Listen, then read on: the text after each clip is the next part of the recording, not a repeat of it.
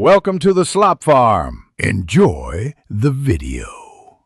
In this video, I will explain how to make butterscotch praline.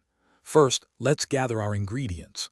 You'll need 1 cup of packed light brown sugar, 1/2 cup of unsalted butter, 1/4 cup of heavy cream, and 1 teaspoon of vanilla extract. For the praline crunch, have 1 1/2 cups of pecans ready. Also, prepare a baking sheet lined with parchment paper. This setup ensures a smooth process from start to finish, making your praline creation simple and enjoyable. Now, let's create that rich butterscotch base. In a heavy-bottomed saucepan, combine your 1 cup of brown sugar, 1/2 cup of butter, and 1/4 cup of heavy cream.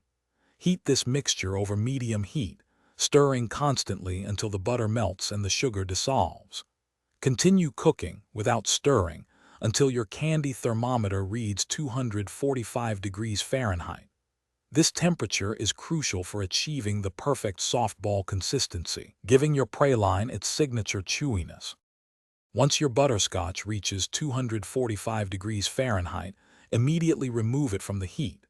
Quickly stir in 1 teaspoon of vanilla extract and your 1 1/2 cups of pecans. Work fast, as the mixture will begin to set. Drop spoonfuls of the hot praline mixture onto your prepared parchment-lined baking sheet. Space them out to prevent sticking.